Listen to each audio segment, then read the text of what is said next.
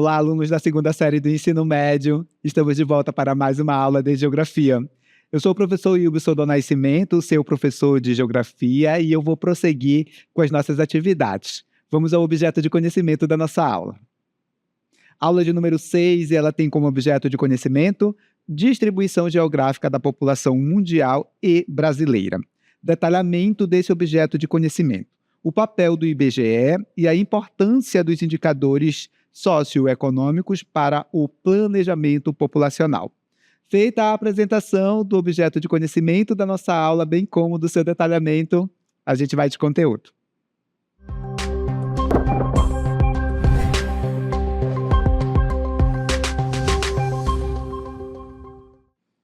Pessoal, nesta aula nós vamos falar sobre o IBGE, Instituto Brasileiro de Geografia e Estatística.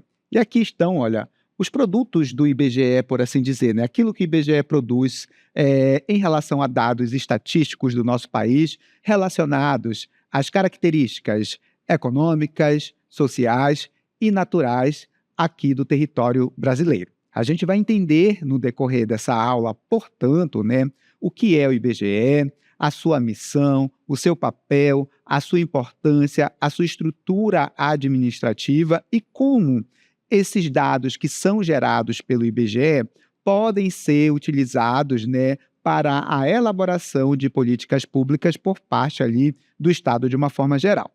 Vamos por etapas, é claro. Primeiramente, eu gostaria de definir aqui com vocês o que é esse importante Instituto brasileiro. Acompanhe aqui comigo. Bem, a sigla IBGE significa Instituto Brasileiro de Geografia e Estatística. Ele se constitui no principal provedor de dados e de informações do nosso país, que atende tanto às necessidades dos mais diversos segmentos da sociedade civil somos todos nós, tá? Bem como dos órgãos nas esferas governamentais federal, estadual e municipal. Ele tem por atribuição a produção de grande parte dos dados estatísticos sobre o nosso país. E esses dados estatísticos envolvem ali aspectos demográficos, aspectos econômicos, aspectos sociais, certo?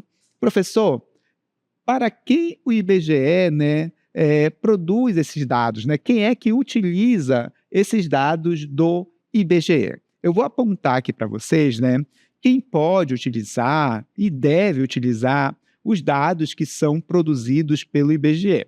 Começo com o poder público, tá? E aqui envolve as instituições que podem elaborar, podem também implementar políticas públicas, planejando ações para a melhoria da sociedade, utilizando as informações que o IBGE ele produz, certo? Um exemplo, os dados do IBGE mostram que nós temos 10% da população com idade de 7 a 10 anos que não foram alfabetizadas, né? E que essa população se encontra nas regiões Norte e Nordeste, né?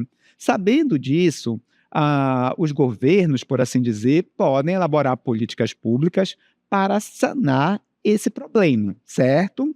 Utiliza também os dados do IBGE, né, o setor privado. E aqui as empresas elas podem, obviamente, definir estratégias de posicionamento de mercado, buscando ali novos clientes, né, analisando, por exemplo, o poder aquisitivo da população, em que região a gente tem a maior quantidade de mercado consumidor, para que eles possam elaborar suas estratégias, obviamente, de venda, de crescimento. A sociedade civil, de uma forma geral, e aqui entre os setores organizados e lideranças da sociedade civil que conseguem planejar atuações sobre o seu público-alvo. Então, por exemplo, um sindicato, uma ONG pode utilizar esses dados que são gerados ali, né, pelo IBGE, o nosso Instituto Brasileiro de Geografia e Estatística, certo? Bem, pode também se apropriar, né, desses dados do IBGE os estudantes e as universidades de uma forma geral. Então, para a gente produzir conhecimento, para a gente debater sobre determinadas temáticas, a gente precisa, obviamente, se referenciar com dados, né, de fontes confiáveis. E o IBGE é uma dessas fontes confiáveis. Então, estudantes, por exemplo, da graduação, da pós-graduação, especialização, mestrado e doutorado, podem, obviamente, utilizar os dados produzidos pelo IBGE para embasarem ali as suas pesquisas, tá? E os cidadãos, de uma forma geral, qualquer pessoa pode acessar os dados disponibilizados pelo IBGE. Então, o IBGE tem um site riquíssimo com diversos portais onde você pode entrar lá e procurar informações sobre tudo que vocês possam imaginar em relação ao nosso país. Característica da população do nosso país, características econômicas, características naturais, né? Então, tudo isso tem disponibilizados, né, no site do IBGE. Todas essas informações estão disponibilizadas no site do IBGE, certo? Bem, a partir desse momento, eu quero tratar com vocês como, como é a estrutura administrativa do IBGE, tá? Nós temos o IBGE presente em todas as unidades da federação, nas 26 capitais, né? Então, todas as capitais dos estados brasileiros têm uma agência do IBGE, por assim dizer, né? Temos também, obviamente, no Distrito Federal. Ao todo, nós temos 570 agências de coleta de dados nos principais municípios, né? Por exemplo, em Parintins, deve ter uma agência do IBGE, com certeza, tá? As informações relevantes e confiáveis são essenciais, né, para que a gente tenha ali a consolidação da democracia. Então, o IBGE ele é ali livre para fazer as suas pesquisas, né, sem muitas intervenções políticas, por assim dizer. Isso é muito bom para o planejamento de políticas públicas, conforme eu já falei aqui para vocês, certo? Professor, o senhor está a dizer que o IBGE gera dados que são importantes para a questão dos dados estatísticos, né? E daqui a pouco eu vou mostrar para vocês como, né, esses dados estatísticos podem ajudar a gente na elaboração de políticas públicas. Mas eu queria tratar nesse momento da missão do IBGE, né? Inclusive tem uma missão institucional muito bonita, né? Retratar o Brasil com informações necessárias ao conhecimento de sua realidade e ao exercício da cidadania. E aí o IBGE deve, na realidade, faz a identificação, mapeia, analisa o território brasileiro como um todo, desde aspectos demográficos, econômicos, naturais, por exemplo, tá?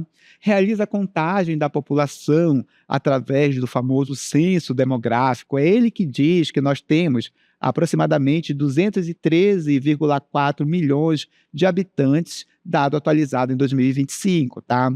Informa como essa população vive, se tem acesso a saneamento básico, se tem acesso à renda, se tem acesso à saúde, à educação. Tudo isso o IBGE ele traz para a gente através desses dados que ele levanta, tá? Apresenta também a evolução econômica, né, a partir desses dados estatísticos, analisando ali a questão do trabalho e da produção. Então, o IBGE diz se a economia está crescendo, se ela está diminuindo, em que ritmo também ela está a crescer. Até aqui tudo tranquilo, está dando para entender o conteúdo desta aula? Bem, a partir de agora eu quero que vocês compreendam melhor qual é a relação entre a produção desses dados estatísticos, né, que o IBGE ele gera, né, como esses dados estatísticos, perdão, do IBGE podem ajudar os estados, por exemplo, o governo, de uma forma geral, por assim dizer, eu acho que fica melhor, na elaboração de políticas públicas. Para isso, eu tenho dois convidados importantes. O professor Alexandre, do componente de matemática, que vai falar como, de forma matemática, né, esses dados eles são gerados, né? E o professor Josino Malagueta, do componente de Sociologia / História, que vai falar um pouco de como o Estado, os governos, eles podem se apropriar desses dados para gerar políticas públicas que possam melhorar um eventual problema apresentado a partir desses dados estatísticos. Acompanhe aqui comigo. Olá, seja bem-vinda, seja bem-vindo. Aqui comigo, o professor Alexandre dos Santos. Sou professor de matemática aqui do CEMIAN, Centro de Mídias de Educação do Amazonas. Vamos falar um pouco sobre a estatística. É um ramo da matemática que trabalha com a coleta de dados, depois o tratamento desses dados. Nós teremos aí a organização em tabelas, a apresentação, por exemplo, aí gráficos, infográficos. Depois iremos analisar e, a partir dessas análises, tomar decisões, as conclusões. Temos o exemplo de uma pesquisa realizada aqui no Centro de Mídias, no CEMIAN. Temos aí os dados sobre o que é identificação étnico-racial, aqui dos profissionais do CEMIAN. Tivemos aqui um total de 72 pessoas entrevistadas e elas se autodeclaram pardas, são 71,4%, 50 pessoas. Branca, 25,7%, 18 pessoas. Preta, 1,4%, uma pessoa, e uma pessoa se declarou amarela. Professor, e para que servem esses dados? E agora? Para ajudar, eu vou agora chamar aqui comigo o professor Josino Malagueta, professor de Sociologia aqui do Centro de Mídias de Educação do Amazonas. Obrigado, professor Alexandre, por essa participação aqui. A gente vai agora falar um pouco da importância que a estatística tem para as políticas públicas dos gestores públicos, tanto na área municipal, estadual como federal. Por que é importante o levantamento estatístico? Porque esses dados eles vão dar direcionamento para que os gestores públicos possam definir políticas públicas para atender determinada parcela da sociedade. Por exemplo, nós fizemos aqui no CME a questão da identificação étnico-racial. Vejam que a partir do levantamento na sociedade brasileira como um todo sobre a questão dos pretos, da ausência dos pretos nas universidades, o governo federal criou a política de cota. A partir dessa política de cota, deu acesso ao ingresso na universidade de jovens pretos que estavam durante muito tempo fora da universidade. Daí a importância desse levantamento. Então, a gente fica por aqui e até uma próxima.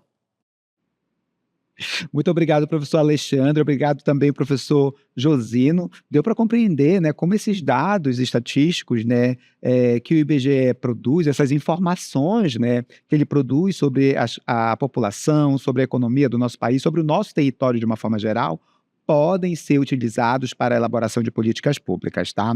Professor, onde eu encontro informações, onde eu encontro todos esses dados que são produzidos, gerados aqui pelo IBGE. Vou apresentar para vocês o site do IBGE, tá? Qualquer um de vocês pode acessar. E olha, logo de cara a gente tem informações importantes. Olha, a população do Brasil já em 2025, né? 213,4 milhões de habitantes aproximadamente, né? Temos dados relacionados à inflação, PIB, desemprego, dentre outros dados que são apresentados aqui nessa página do IBGE, certo? Bem, prosseguindo, eu tenho aqui também uma parte do site do IBGE que trata especificamente dos mapas, tá? Conforme vocês vão ver, que é o portal de mapas do IBGE, olha, acompanha aí. Bem, aqui a gente pode ter acesso a todos os mapas, por exemplo, do IBGE. Eu tenho aqui um mapa para mostrar para vocês, tá? Olha aqui. Esse mapa aqui é da rede de energia elétrica, tá? Das usinas hidrelétricas do nosso país. Esse aqui é um dos milhares de mapas que a gente pode encontrar no site do IBGE, né? Olha quanta informação sobre o território do nosso país nós temos nesses portais no site do IBGE. Olha, se eu quero saber alguma informação referente ao meu estado, à minha cidade, eu vou no portal Cidades do IBGE, tá bom? Onde a gente tem um panorama ali de todos os municípios que compõem o nosso país, de todos os estados, né, de todas as unidades da federação. Eu peguei, é claro, puxando a sardinha para o nosso lado, o estado do Amazonas, né, e tem informações curiosas, né, como, por exemplo, o gentílico, né, quem nasce no estado do Amazonas é amazonense, né, tem informação referente ao nome da capital, do governador atual, sobre a população, tem até informações relacionadas, por exemplo, nome masculino mais comum. No estado do Amazonas é José, né? Nome feminino mais comum aqui no estado do Amazonas, Maria, né? Sobrenome mais popular, Silva. Então nós temos diversas informações. Professor, quero saber informações do meu município. Procure aqui o seu município que você vai encontrar aqui, certo? Prosseguindo, nós temos também um portal do IBGE que trata da questão educacional, tá? Nós temos aqui o IBGE, esse portal voltado ali às crianças, né? Então temos jogos que ajudam as crianças a compreenderem esses conteúdos que envolvem ali as características do nosso país de uma forma geral. Temos aqui uma parte para os jovens que é para vocês. Professor de geografia passou um trabalho, não sei de onde tirar as informações. Se você afirmar que tirou do IBGE, seu professor de geografia com certeza vai gostar. Aos meus colegas professores, né, tem um portal, né, na realidade uma parte desse site voltada ali aos professores, onde a gente pode ter acesso a dados estatísticos para a gente utilizar nas nossas aulas. Olha que bacana, né? Tem um mundo de informações, essas informações são públicas e vocês podem ir lá acessar. Tudo bem? A partir de agora, nós vamos entender um pouco melhor o que é o censo demográfico, bem como a sua importância. Acompanhe aqui comigo. Bem, o censo demográfico, ele é uma das principais pesquisas realizadas pelo IBGE, tá bom? E acontece a cada 10 anos se nós não tivermos nenhuma intercorrência, tá? A única pesquisa, né, uma das únicas pesquisas que geram ali informações atualizadas e confiáveis sobre as características da população e de seus domicílios aqui no Brasil, fornecendo para a gente um rico perfil do nosso país, bem como das diversas estruturas territoriais que nós temos no Brasil, certo? Prosseguindo, eu queria tratar para vocês, falar um pouco, na realidade, da operação realizada para contar essa população aqui do nosso país e obter essas informações sobre essa população, bem como essas informações sobre as características mais gerais do nosso país. Distribuição, né? A distribuição dessa população no território é um ponto que o IBGE vai tocar. Principais características de seus integrantes e seus domicílios, né? Quem é essa população que vive no Brasil, a que grupo étnico ela pertence, como é a sua casa, tá bom? A evolução também do quantitativo ao longo do tempo, como é que essa população ela vem crescendo, ela está crescendo na realidade, ela está estabilizada, ela está regredindo, diminuindo, né? Tudo isso são coisas que são levantadas, né, pelo IBGE, são dados, perdão, que são levantados pelo IBGE. Bom, estes dados eles podem ser utilizados para definição de políticas públicas, né, tanto em âmbito nacional como estadual e municipal, auxilia também na tomada de decisão na área de investimento do setor privado. Então é importante tanto para o Estado, para o setor privado, para quem estuda também. E nós temos o censo demográfico, o último censo demográfico realizado, 13º censo demográfico do país, né? O IBGE promoveu consulta e debate amplo com a sociedade brasileira e órgãos técnicos governamentais para se chegar a um consenso sobre quais questões seriam investigadas no censo demográfico. Então, houve ali um debate sobre o que o IBGE deveria investigar no nosso 13º censo, tá bom? Prosseguindo, a gente tem o conjunto de dados coletados, né, que trouxe resultados relacionados a questões fundamentais, como, por exemplo, o total da população do nosso país, né? Eu falei para vocês aproximadamente 213,4 milhões de habitantes é o que tem o Brasil hoje, tá?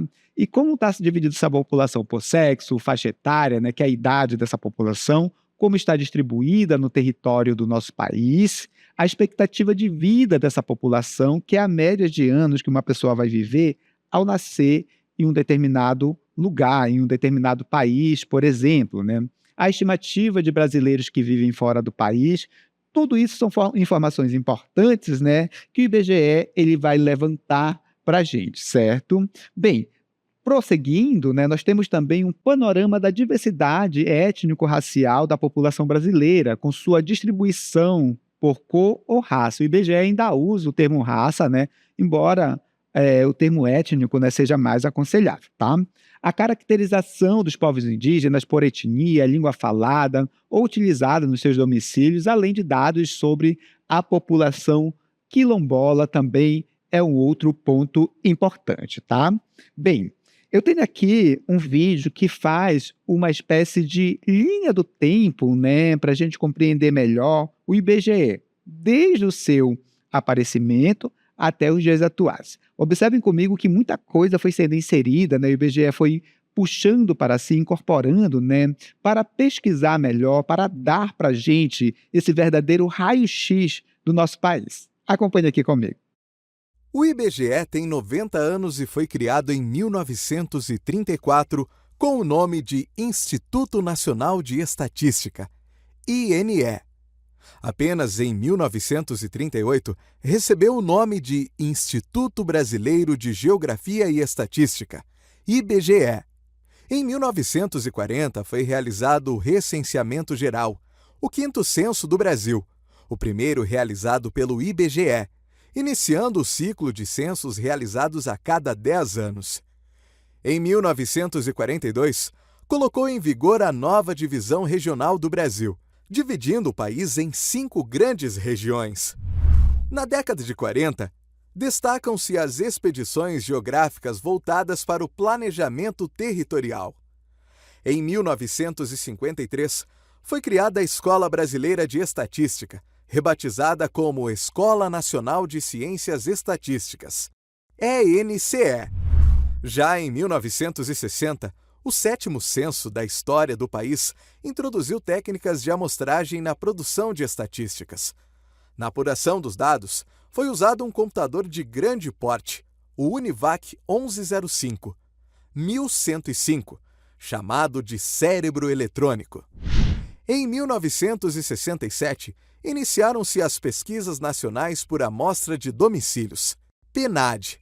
Na década de 1970, os censos agropecuário, industrial, comercial e dos serviços passaram a ser realizados a cada 5 anos. No ano de 1973, surgiram as chamadas regiões metropolitanas do Brasil, pois a maior parte da população estava nas áreas urbanas. 1974 foi marcado pelo Estudo Nacional da Despesa Familiar, ENDEF, que realizou visitas a domicílios e forneceu informações sobre orçamentos e hábitos alimentares das mais de 50 mil famílias da amostra. Hoje, é realizada pela APOF, Pesquisa de Orçamentos Familiares. Em 1980, foi implantada a Pesquisa Mensal de Emprego, voltada à produção de indicadores mensais sobre a força de trabalho. Em 1990, o IBGE passou a calcular o Produto Interno Bruto, o PIB. Em 2000, o censo utilizou computadores de mão equipados com GPS, levando a uma maior rapidez na coleta e divulgação dos dados produzidos. O último censo demográfico foi realizado em 2022, devido à pandemia da Covid-19 no ano de 2020. Olha só, deu para a gente entender um pouco como foi essa evolução do IBGE, né, ao longo da sua história, bem como ele foi aprimorando ali, né, as técnicas para coletar esses dados e também se responsabilizando por investigar, por coletar dados, né, referentes à nossa economia, referentes também às características da nossa população. A partir de agora, nós vamos falar dos indicadores socioeconômicos que são muito importantes para a gente compreender as características da população de um determinado país, por exemplo. Claro que neste caso em específico, sempre entendendo esses dados socioeconômicos e sua importância para a gente compreender as características da população aqui no nosso país. Acompanhe aqui comigo. Bem, os indicadores socioeconômicos, como eu falei para vocês, eles são muito importantes, em especial para a governança do território nacional. São utilizados para elaboração e no direcionamento das chamadas políticas públicas e estratégias de desenvolvimento para determinadas localidades ou parcelas específicas da população brasileira. É necessário que sejam observados, é claro, esses indicadores socioeconômicos de forma conjunta. Não dá para a gente ficar analisando eles de forma separada, né? A ideia é a gente combinar esses indicadores socioeconômicos de uma forma geral. Tudo bem? Dando continuidade, eu gostaria de trazer aqui para vocês exemplos de indicadores considerados socioeconômicos. Olha só. População absoluta pode ser um indicador socioeconômico. E população absoluta é a quantidade de habitantes de um determinado lugar, de um determinado país, por exemplo. No Brasil, é de aproximadamente 213,4 milhões de habitantes. 213,4 milhões de habitantes, tá? Só reforçando.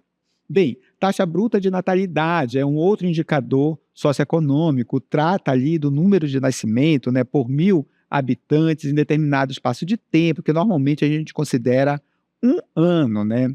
Taxa de crescimento vegetativo ou natural, né? Que analisa ali o crescimento da população de um país, por exemplo, fazendo ali, obtendo isso, analisando a diferença entre o número de nascimento e o número de mortos da população, nesse exemplo que eu estou citando, né, de um país. Tudo bem?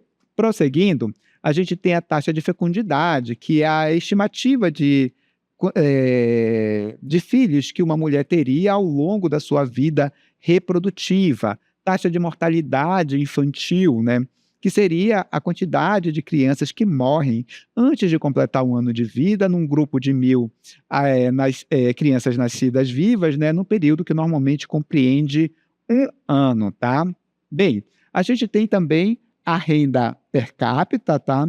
E a renda per capita leva em consideração a distribuição das riquezas produzidas no país, né, pela sua população. E como a riqueza produzida, gerada no país, será distribuída entre os membros, né, entre os cidadãos daquele país. No entanto, ao contrário de que muitas pessoas pensam, né, essa renda per capita ela é calculada a partir ela não é calculada a partir do PIB, que é o Produto Interno Bruto, e sim do Produto Nacional Bruto. E esse Produto Nacional Bruto, ele é o valor do PIB, tá? Subtraído do capital que deixa o país. Temos empresas de outros países no nosso território, e ela manda esse dinheiro, né, parte desse dinheiro, para outra nação. Então, esse valor, ele é levado em consideração quando a gente fala aqui do chamado